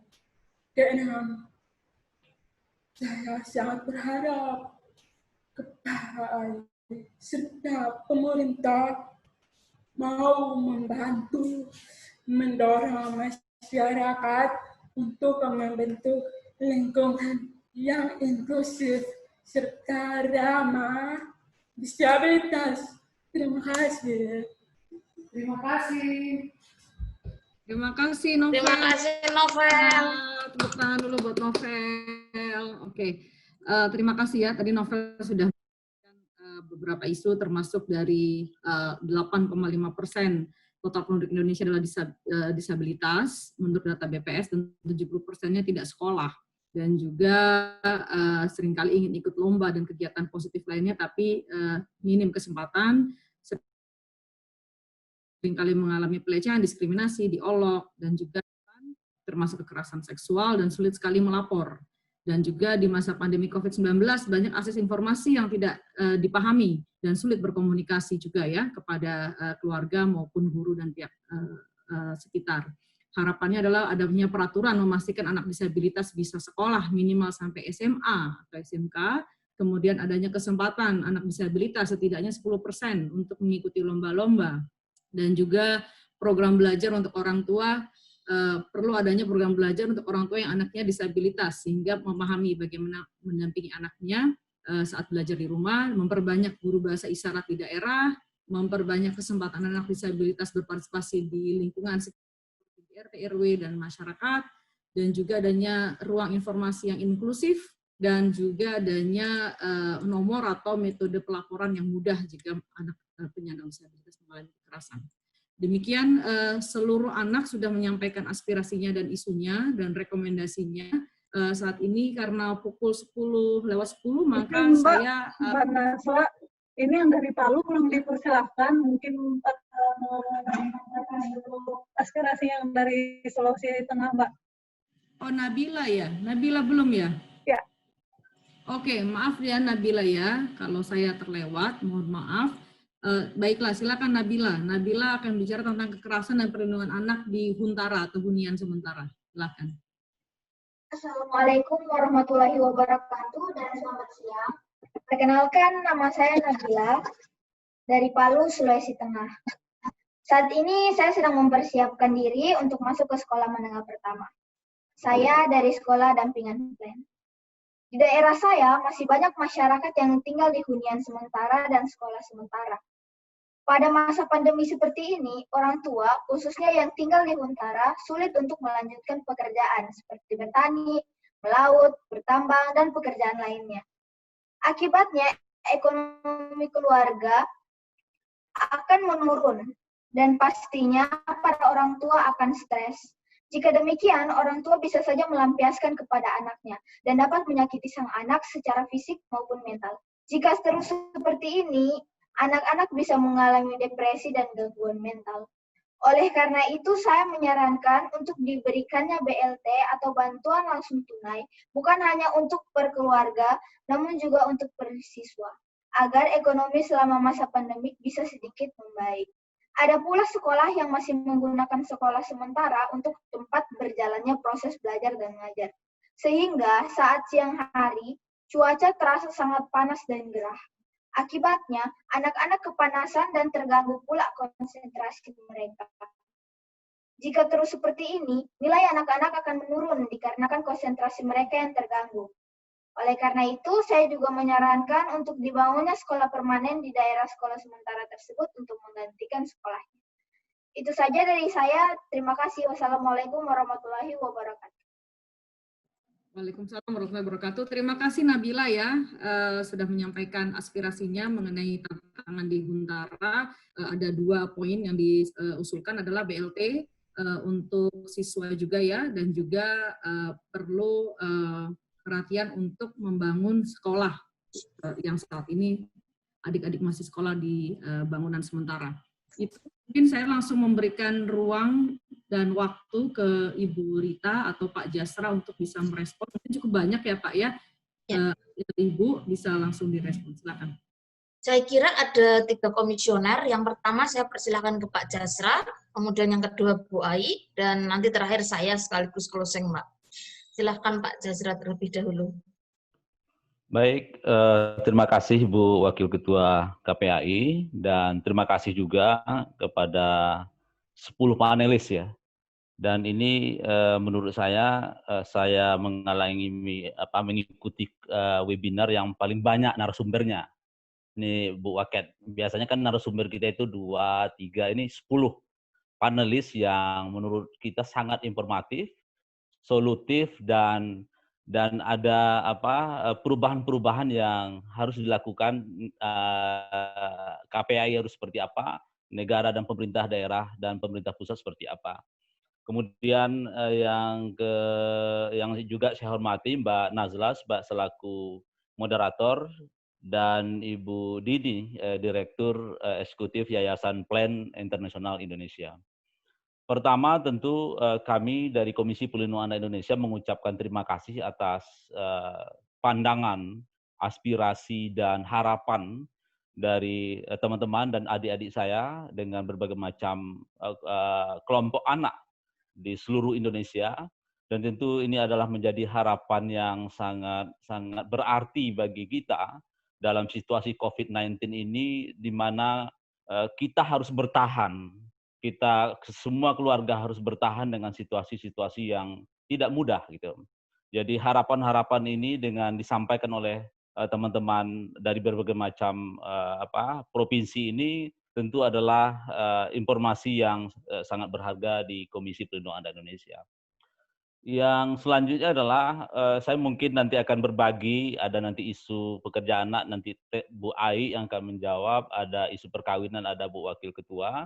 Saya ingin menjawab soal partisipasi gitu. Jadi memang kalau kita lihat tren soal partisipasi anak, kalau di dalam peraturan pemberdayaan perempuan pelindungan anak yang terbaru tentang katakanlah soal forum anak, memang ini adalah salah satu instrumen yang tentu saya juga melihat sebagian panelis juga aktif di situ, dan mudah-mudahan instrumen ini juga bisa semakin inklusif dan semua anak bisa berpartisipasi dalam forum anak itu. Tentu di peraturan menteri ini ada lagi yang namanya forum anak yang dibuat oleh masyarakat. Plan adalah bagian dari itu, dan saya melalui Mas Sigi, Bu Dini, dan Mbak Nazla pengen tahu juga gitu bagaimana forum anak yang versi masyarakat gitu. Sehingga kita juga belajar, KPAI juga belajar, pemerintah harus belajar juga gitu bagaimana membangun partisipasi yang sesungguhnya, tidak hanya sekedar formalitas, apalagi 23 Juli besok adalah Hari Anak, dan dalam rapat saya sampaikan jangan sampai Hari Anak itu hanya untuk orang-orang anak-anak tertentu saja gitu. Karena jumlah anak itu cukup banyak, ada 83 juta, jangan sampai dia tidak mengetahui hari dia gitu. Apalagi memberikan ruang dan informasi yang yang secara lengkap dari Hari Anak itu. Jadi kita juga sampaikan kepada kementerian, karena panitia adalah Kementerian Pemberdayaan Perempuan Pelindungan Anak, terkait Hari Anak ini kita harapkan 83 juta anak Indonesia pertama dia harus mengetahui, kemudian dia harus berpartisipasi, dan dia harus menyampaikan rekomendasi dan pendapatnya kepada pemerintah sesuai dengan level yang ada di masing-masing anak. Selanjutnya, kebetulan Komisi Pelindungan Anak Indonesia sudah membentuk satuan tugas kajian pelindungan anak. Kebetulan saya ketuanya, dan besok akan ada fokus grup diskusi terkait isu kesehatan. Karena tadi dari Jakarta misalnya, dari teman-teman yang lain juga menyampaikan bahwa isu kesehatan ini adalah isu dunia dan isu kita di Indonesia. Dan benar yang disampaikan bahwa Posyandu selaku garda terdepan sudah tutup, puskesmas ada sebagian juga tutup karena petugasnya terpapar dengan COVID itu. Dan awalnya anggapan bahwa anak tidak rentan dengan COVID-19, datanya ada. Tadi Mas Rian dari Jakarta juga menyampaikan dan mengutip dari data pemerintah di covid19.go.id. Dan oleh sebab itu tentu informasi-informasi yang disampaikan dan termasuk rekomendasi ini besok juga akan kita sampaikan kepada pemerintah. Kebetulan yang akan hadir dari pemerintah ada dari Kemenkes, Pak Yuri, yang biasa tampil di TV ya, jubirnya gugus tugas, dia akan menyampaikan keynote speak mewakili Menteri Kesehatan. Kita akan sampaikan temuan-temuan ini, termasuk juga temuan kita, KPAI kebetulan melakukan mengunjungi langsung layanan kesehatan yang ada di Jabodetabek. Kita menemukan beberapa hal, misalnya layanan puskesmas ada yang tutup, kemudian Posyandu apalagi gitu ya. Makanya kemarin saya di Jakarta Timur terutama, saya mencoba mendekati Posyandu untuk aktif kembali dengan catatan tentu dengan protokol kesehatan gitu. Dan karena memang Posyandu ini sangat penting di sana untuk mengukur dan melihat perkembangan bayi, tumbuh kembangnya, kemudian juga bisa memberikan sosialisasi tentang pencegahan COVID-19. Jadi garda terdepan ini kita harapkan segera dibuka secara perlahan, tentu dengan protokol kesehatan yang ada.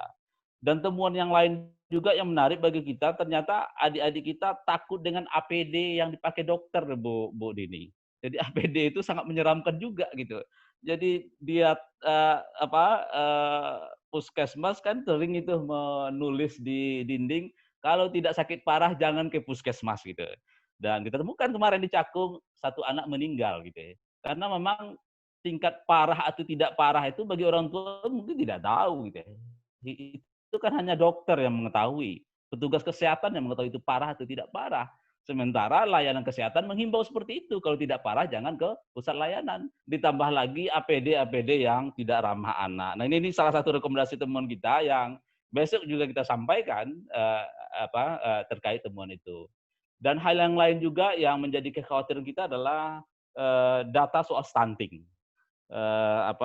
Stunting Indonesia ini dalam hitungan WHO kan di luar batas toleransi gitu. 30%, kalau WHO itu kan sekitar 22-an. Nah, ini jangan sampai lupa pemerintah terkait program-program stunting yang juga kalau kita lihat surveinya teman-teman setiap 7 menit ada anak meninggal 10 orang gitu. Dengan penyakit berbagai macam ya, salah satunya stunting. Kurang gizi dan seterusnya. Dan ini tentu akan membahayakan bagi tumbuh anak ke depan gitu. Nah, selanjutnya dari Mbak Gita ya, TTS, saya 2008 pernah ke sana dan sampai ke Belu juga gitu ya. Waktu itu ada program Kemendikbud mendata tentang akses layanan pendidikan waktu itu. TTS ini memang udaranya sejuk, Mbak Dini, dan masyarakatnya ramah gitu ya. Dan ada kerinduan juga untuk melihat situasi-situasi karena sudah nggak lama, sudah cukup lama ke sana.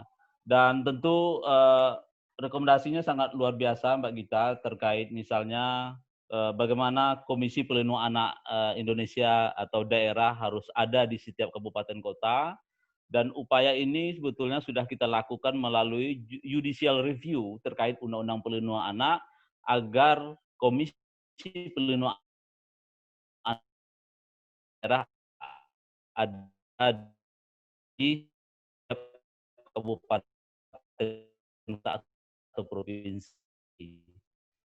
Tapi oleh MK dan Komisi Perlindungan Anak daerah itu dibentuk oleh pemerintah daerah, dan tentu ini harus ada advokasi dari kita menjadi catatan kita di Komisi Perlindungan Anak Indonesia. Mungkin itu ya.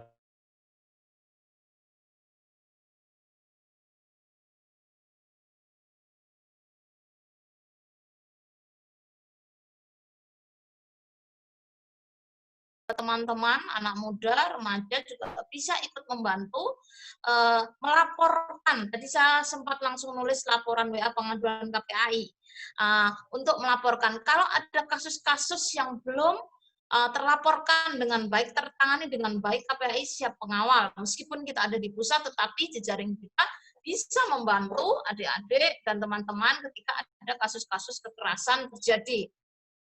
Kemudian, saya sepakat sekali bahwa ada PR besar soal rehabilitasi. Tahun kemarin KPAI menyelenggarakan monitoring evaluasi terhadap layanan rehabilitasi, dan itu masih sangat kurang, itu PR besar sekali. Ketika daerah tidak punya anggaran, maka kemudian itu menjadi problem.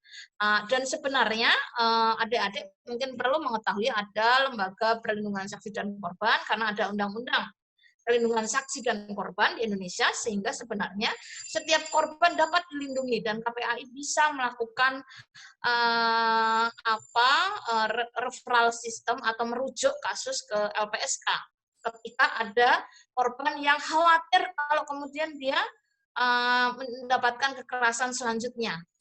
Ini menjadi bagian yang saya kira adik-adik perlu memahami. Dan kemudian kekerasan online, betul sekali, kita semua hidup di dunia maya, dumai gitu ya istilah teman-teman.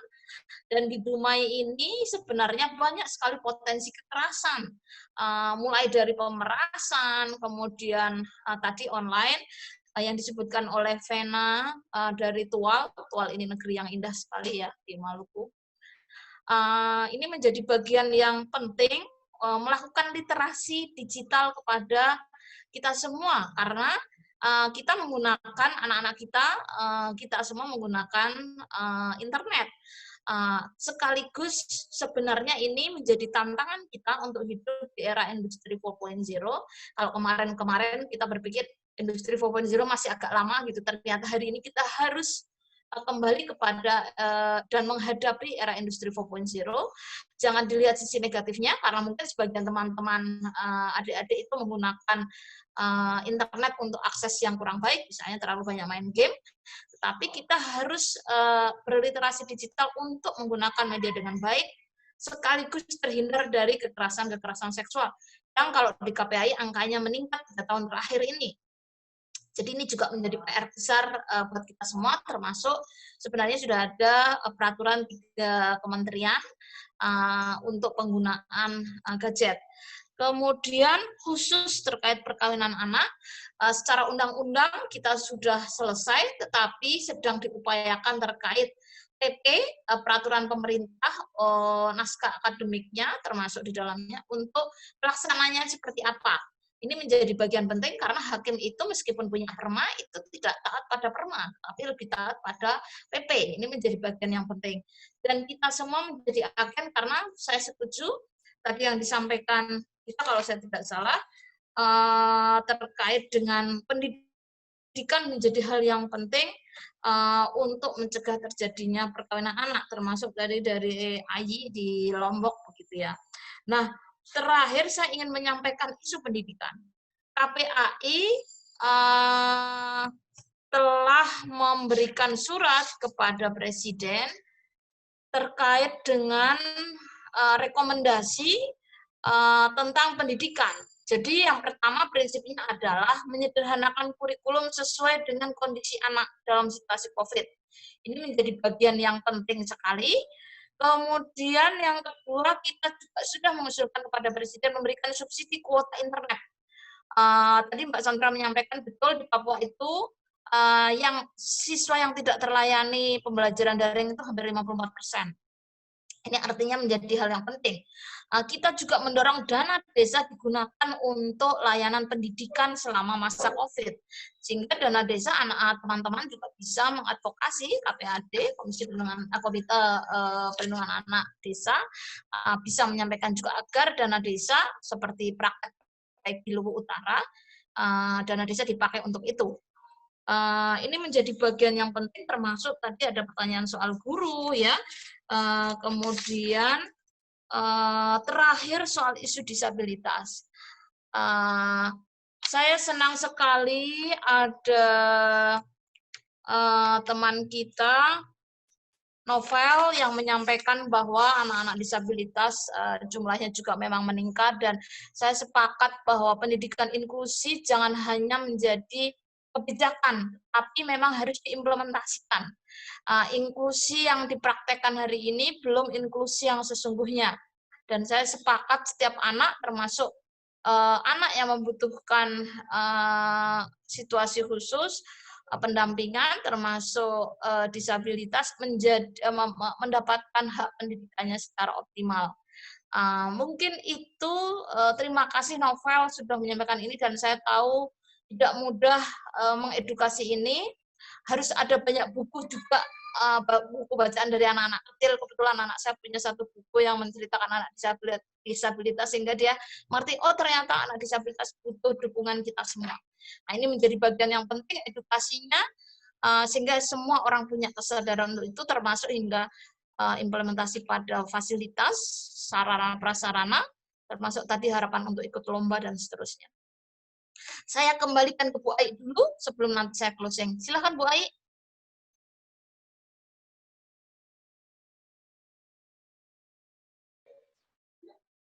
Halo, Assalamualaikum. Salam. Halo, selamat pagi anak-anakku sekalian, Bu Waket. Apa kabar Mbak Rita Pranawati? Ya. Yang saya hormati juga Pak Jasra Putra, Mbak Dini, dan Mbak Nazla. Ini merupakan satu kehormatan KPAI mendengar 10 narasumber anak yang luar biasa, hebat, dan cerdas, sekaligus genuine. Dan ini merupakan sebuah pengalaman yang dirasakan secara empiris oleh anak-anak Indonesia. Nah, tentu saja pertanyaan sekaligus juga banyak sekali rekomendasi ya yang ini dibutuhkan oleh KPAI untuk melihat bahwa sesungguhnya visi anak bangsa sungguh luar biasa, sudah mengalami lompatan, bahkan pemikiran terobosan-terobosan. Tentu saja saya ingin memberikan respon yang luar biasa nih dari salah satunya dari Hormartua dari Riau atau dari Kampar ya, tentang bagaimana persoalan pekerjaan anak. Ini memang sangat memprihatinkan kalau kita bisa melihat data tentang pekerja anak sebagaimana di dalam undang-undang kita, bahkan ini undang-undang jauh lebih dulu tahun 13/2003 ya, tentang ketenaga kerjaan. Di dalamnya juga mengatur sesungguhnya tentang anak-anak usia 13, 15 sampai 18 tahun gitu ya. Bahkan sebetulnya negara pada prinsipnya bahwa dunia usaha tidak boleh mempekerjakan anak, dan di situ diatur dari mulai pasal 68 sampai 70 kalau tidak salah di dalam undang, mari kita cek bersama, memang betul sangat letterlux dikatakan ya ada usia 13 sampai 15. Di KPAI sendiri sebetulnya untuk pekerja anak ini banyak sekali yang terlaporkan. Nah, banyak sekali peristiwa yang melatar belakangi anak-anak juga masuk dalam situasi menjadi pekerja anak tersebut. Yang ingin saya sampaikan bahwa di antara banyak pekerja anak itu memang yang betul-betul menjadi situasi buruk ya, di pasal 74 yaitu larangan mempekerjakan dan melibatkan anak pekerjaan buruk, yaitu masuk dalam bentuk-bentuk perbudakan atau sejenisnya.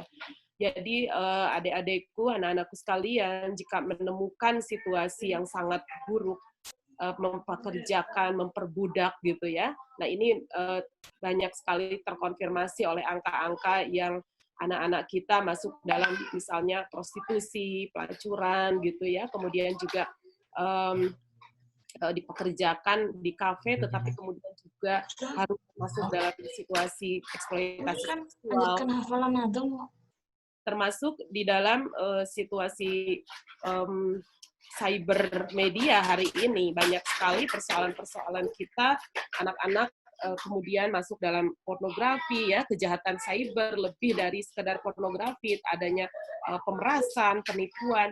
Nah, kemudian segala pekerjaan yang memanfaatkan, menyediakan atau menawarkan anak tadi untuk pelacuran pornografi, pertunjukan porno, dan perjudian anak. Kemudian segala pekerjaan yang memanfaatkan, menyediakan untuk memproduksi minuman keras, misalnya narkotik, psikotropika, dan zat adiktif lainnya juga ada laporan seperti itu. Kemudian pekerjaan yang membahayakan kesehatan, keselamatan, atau moral anak. Nah, terima kasih tadi masukan yang sangat baik bahwa kami ingin tegas bahwa regulasi harus diatur gitu ya, kira-kira harus direvisi Bu Ai. Kalau tidak begitu ya tetap tidak ada yang bisa menjamin masalah pada eksploitasi. Sebetulnya kita melihat bahwa di dalam regulasi kita sudah jelas bagaimana pengaturan anak ini sehingga ada disebut pekerjaan ringan gitu ya. Karena tidak bisa kita melihat situasi penduduk ataupun situasi keterlibatan anak di dalam sebuah keluarga, misalnya yang bekerja, atau juga di masyarakat yang notabene banyak sekali pekerjaan di keluarga. Misalnya di lingkungan di lingkungan pemetik perkebunan teh, ya, di lingkungan misalnya perkebunan atau pertanian kemudian misalnya di Karawang banyak sekali masyarakat yang langsung terlibat sebagai di persawahan, ya, kemudian pertaniannya sedemikian rupa sehingga anak-anak ini juga dilibatkan tidak untuk dipekerjakan, melainkan misalnya hanya membantu orang tua untuk berada menunggu supaya tidak ada burung misalnya, ya. Nah, situasi perbedaan atau beragamnya situasi ini yang mengharuskan negara kita mengakomodir setiap situasi anak di Indonesia. Sehingga kita sesungguhnya punya prinsip kuat tidak boleh mempekerjakan anak. Akan tetapi pada situasi kultural yang sesungguhnya di situ ada nilai-nilai edukasi pada anak, ini yang diakomodir dalam aturan perundang-undangan kita sehingga adanya munculnya pasal untuk afirmasi bahwa anak dari usia ini mungkin boleh dipekerjakan tetapi ringan. Yang ingin saya sampaikan kemudian yang harus diperketat adalah munculnya di sini sektor pengawasan baik dari ketenaga kerjaan serta kalau konteksnya perlindungan anak, 6 pilar perlindungan anak baik orang tua, keluarga, ya, pemerintah daerah, ya, kemudian juga dunia usaha, masyarakat dalam kerangka memastikan perlindungan anak. Nah, KPAI sudah melakukan langkah-langkah diantaranya melakukan MOU dengan beberapa perusahaan yang tidak bisa mempekerjakan anak dan kemudian berkontribusi kepada anak, juga memiliki kebijakan berperspektif anak. Kemudian apalagi kita juga melakukan monitoring, ya, melakukan pengawasan sekaligus memberikan kebijakan, mendorong kebijakan di berbagai daerah, misalnya untuk anti trafficking, anti TPPO, juga mengatur tentang bagaimana kondisi rehabilitasi kepada anak, karena berbeda dengan korban trafficking orang dewasa atau perempuan dewasa. Nah, kemudian apalagi tentu kami di sektor hulu mengadvokasi bagaimana kebijakan supaya anak-anak putus sekolah ini tidak rentan ya, banyak sekali iming-iming pekerjaan, banyak sekali kerentanan mereka dipekerjakan di tempat-tempat yang tadi saya katakan pekerjaan terburuk. Nah, bahwa inilah yang kemudian menjadi monitoring dari KPAI untuk dilakukan langkah-langkah pencegahan oleh pemerintah dan pemerintah daerah misalnya di tempat-tempat apalagi di basis tempat-tempat yang menjadi daerah asal, kemudian transit atau juga tujuan terjadinya tindak pidana perdagangan orang misalnya. Nah, ingin kembali tadi bahwa dalam situasi COVID seperti apa pekerjaan anak, saya ingin menyampaikan sekaligus sebuah pengawasan ya, Ananda. Mungkin udah kuliah juga ya, bahwa ini sebuah saya bisa menyampaikan, mari kita juga menggalang bahwa anak-anak yang berada mungkin dalam situasi pemulung misalnya, yang tidak bisa dirumahkan pekerjaannya, orang tuanya, kemudian anak-anaknya mendapat, tadi saya setuju, adanya kerentanan, kemudian disuruh kerja, dianggap hanya bisa makan tidur misalnya, karena tidak sekolah. Nah ini, mari adik-adikku sekalian, sampaikan kepada kami, ke KPAI, untuk dilakukan respon cepat pada situasi buruk anak-anak seperti itu. Ya, saya yakin pada forum-forum anak ini punya situasi yang lebih baik, artinya komunikasi, informasi bisa berjalan cepat, dan untuk langkah-langkah implementasi dan penanganan, kami semua terkoneksi, memiliki ruang-ruang koordinasi yang harus dilakukan segera, dan ini saya pikir menjadi sebuah rekomendasi dari pertemuan ini ya, Bu Waket, bahwa anak-anak yang terdampak COVID dan kemudian di dalam situasi pekerjaan terburuk memang harus segera ditangani. Bahwa persoalan ke depan melibatkan pemerintah daerah dan lain sebagainya, saya kira itu menjadi langkah yang harus kita dorong, dan serta-merta bahwa anaknya yang harus segera kita lakukan perlindungan. Saya tadi setuju dengan yang disampaikan yang dari Palu ya, bahwa sekolah sementara mungkin karena dampak bencana alam ini juga harus segera segera kita dorong gitu, supaya ya bagaimana anak-anak belajar dengan dengan kondusif seperti itu ya anaknya. Saya kira Plan Indonesia juga sudah memiliki pemetaan itu, dan mari ini langkah ini harus kita dorong bersama, karena lagi-lagi untuk berbicara PJJ kan tentu tidak semua ada hal yang tidak merata seperti tadi, ada yang sudah terakses internet, ada yang belum gitu ya. Tetapi situasi karena kita tetap ingin sekolah secara normal nanti pasca ini, mudah-mudahan segera berlalu, bahwa perangkat atau prasarana sekolah juga harus mendorong, mendukung anak-anak kita belajar dengan baik. Saya kira itu yang bisa saya sampaikan, sangat baik tadi yang disampaikan oleh Agna dari Sukabumi juga betul sekali. Saya pun saat ini sedang ada laporan bahwa situasi COVID selama 3-4 bulan ini memang ada kerentanan secara seksual, bahwa yang melakukan itu orang terdekat, bahkan mungkin orang di rumah, dan ini sangat sulit tersampaikan, terlaporkan, karena situasinya juga sehari-hari kemudian melihat pelaku, ketakutan, dan lain sebagainya. Mari menjadi advokasi bersama, Bu Waket, Pak Jasra, dari penyampaian anak-anak kita, karena ini memang rasa ketakutan ini tidak bisa disampaikan oleh by WA atau hanya telepon, tetapi inilah ruang yang sangat luar biasa untuk memberikan ruang aspirasi, dan kita semua yang harus mendorong dan mendukungnya. Itu dulu. Terima kasih sementara. Bu Ai. Ya, sebelum saya kembalikan ke Mbak Nazla, adik-adik panelis yang hebat serta para peserta dialog forum anak kali ini dengan KPAI sekaligus dalam rangka Hari Anak Nasional, kami menyampaikan terima kasih yang sebesar-besarnya atas masukan ini, dan kami juga berharap ini bukan yang pertama atau yang terakhir, tapi terus akan ada sesuai bidang, dan dialog dengan anak memang harus dilakukan karena itulah mereka lah yang mengalami situasi ini, menceritakan, dan tadi pada beberapa kasus saya menyampaikan jangan segan-segan hubungi KPAI untuk tindak lanjut kasus, dan kami juga meskipun mungkin hanya situasinya begini di daerah ini dan ini, nanti bisa ditindaklanjuti dengan referral system yang kami punyai. Dan kami sampaikan apresiasi yang luar biasa pada plan dan anak-anak Indonesia yang hebat, dan tentu ini akan kita teruskan termasuk kepada komisioner-komisioner lain yang belum dapat hadir, termasuk kepada Ketua KPAI. Insya Allah besok KPAI diundang Komisi 10, jadi isu pendidikan juga akan masuk ke ranah ke DPR terkait dengan tadi Mbak Sandra, kemudian dari Palu. Terima kasih Bu Dini, Mbak Nazla, dan teman-teman plan.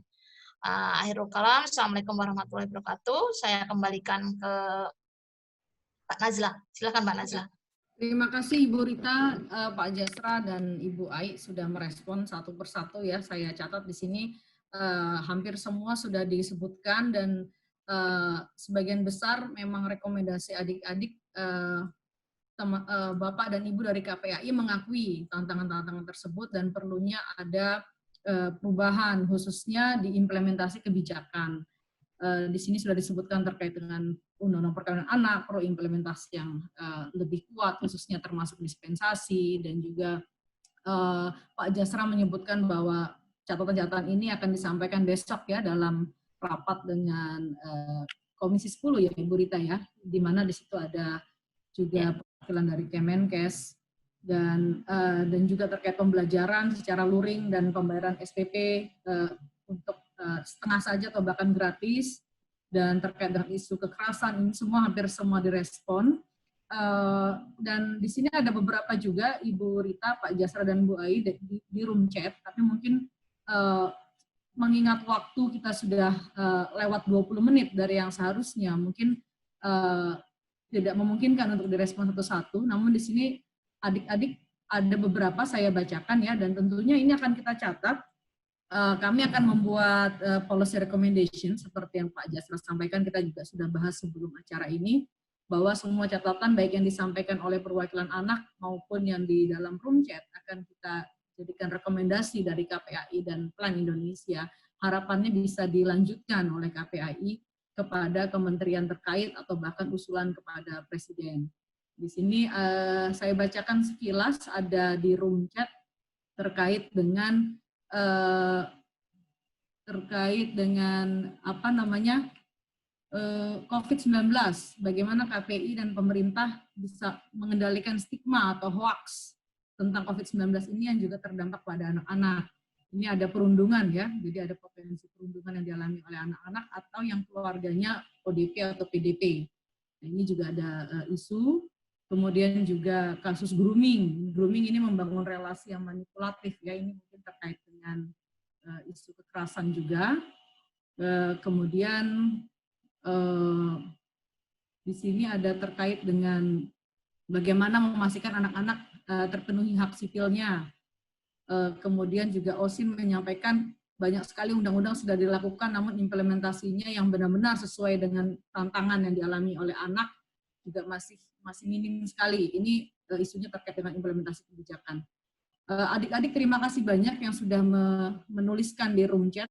Kaya sekali masukannya, kaya sekali dengan berbagai isu tantangan yang tentunya akan kita rangkum, akan kita catat dan kita bukukan, dan harapannya bisa kita advokasi bersama seperti tadi disampaikan oleh Ibu Rita dan Pak Jasra dan Bu Ai, bahwa banyak sekali yang perlu kita lakukan untuk melakukan advokasi bersama dari berbagai isu ini. Mungkin seperti itu ya, adik-adik dan Bapak Ibu dari KPAI. Ada yang ingin disampaikan lagi mungkin Ibu Rita atau Pak Jasra terkait dengan yang tadi di room chat saya sampaikan? Ya, saya sedikit ada juga Mbak Nazla. Ya, terkait akte kelahiran, kita bersama Kementerian Pemberdayaan Perempuan Pelindung Anak sedang membuat pedoman terkait percepatan akte kelahiran. Karena memang 2024 itu kan seluruh anak Indonesia 100% itu harus memperoleh identitas anak.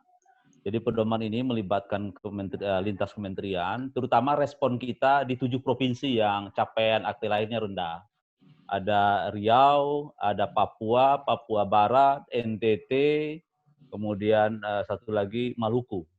Nah, ini menjadi respon catatan kita dan termasuk kasus-kasus yang ditemukan, kira-kira bagaimana merespon agar identitas anak ini bisa diperoleh.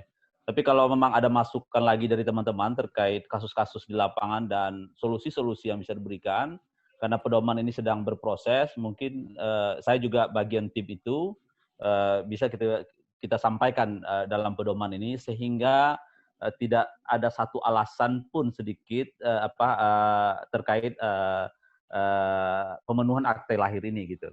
Karena sekali lagi ya tentu akte lahir ini adalah bagian hak anak yang pertama dan utama, dan bentuk pengakuan negara ya dalam bentuk identitas ini gitu.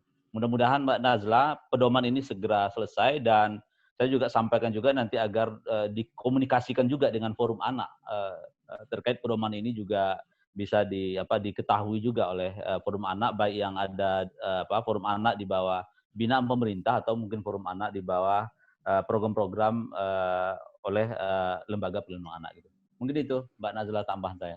Oke, baik Pak Jasra. Jadi mengenai target 100% setiap anak di Indonesia untuk mendapatkan akte kelahiran. Baik. Pak Jasra? Ya.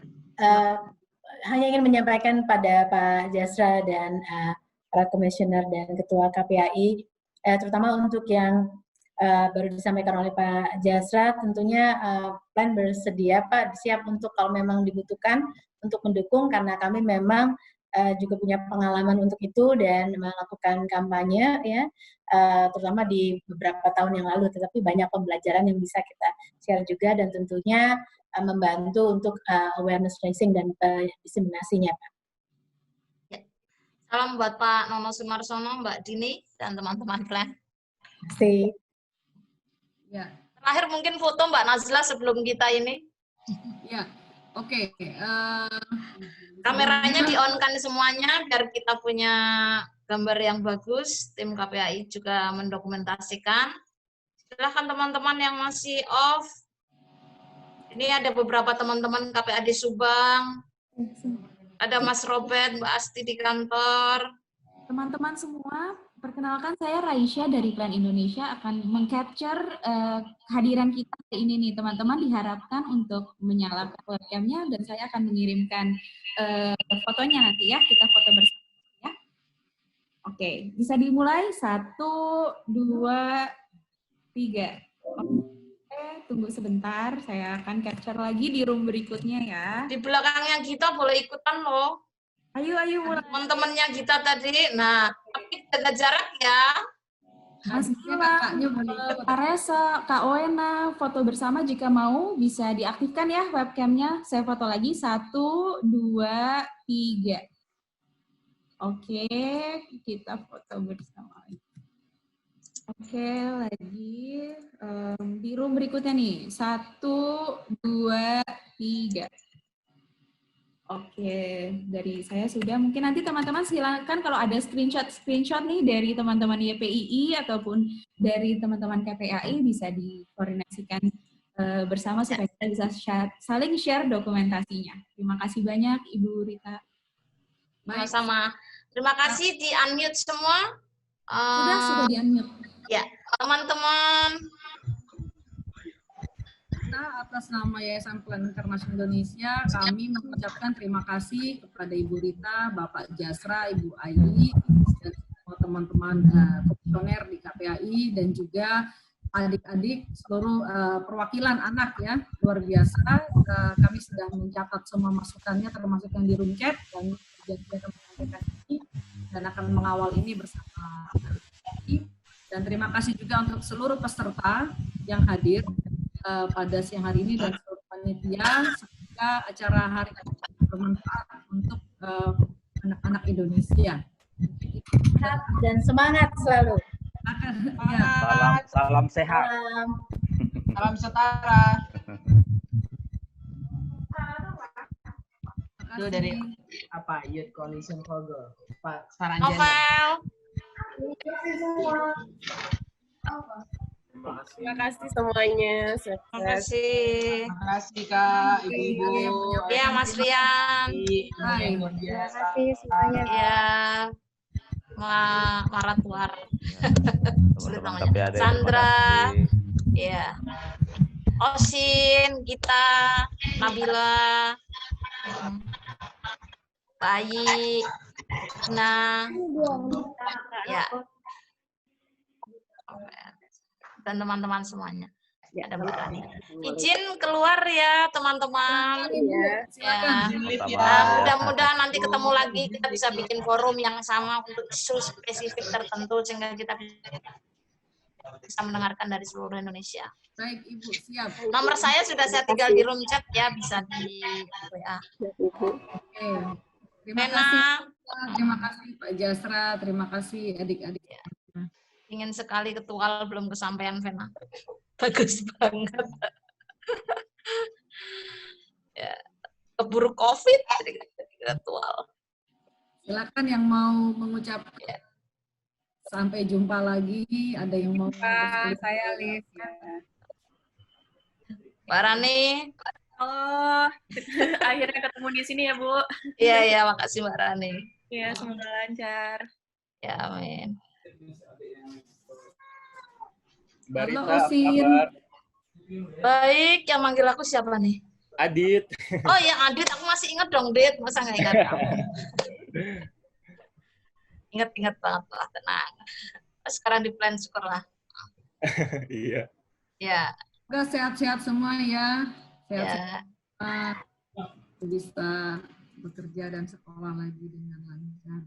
Terima kasih, izin duluan ya. Silakan Bu. Assalamualaikum. Selamat siang. Halo Osin. Mas Anu, ngapain itu? Mas Anu. Osin, kamu ingat aku nggak? Ingat Kak.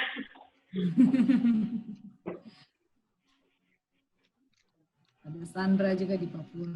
Oke, Rani, teman-teman, Adit, Mbak Lia, nih bagaimana? Kita pamit atau gimana ini? Masih di mute kayaknya. Oh ya, sorry.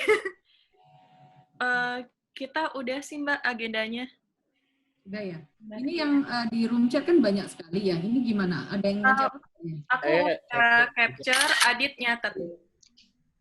Oh, oke. Capture. Soalnya aku sih sudah mencatat semua yang poin-poinnya adik-adik 10 ya. Terus responnya KPAI ini bisa jadi catatan yang bisa mungkin perlu langsung dikirimkan karena mereka bilang kan besok mau ketemu dengan komisi 10. Jadi kalau bisa dikirim ke aku gitu catatan yang di room chat poin-poinnya aja. Nanti aku gabungkan.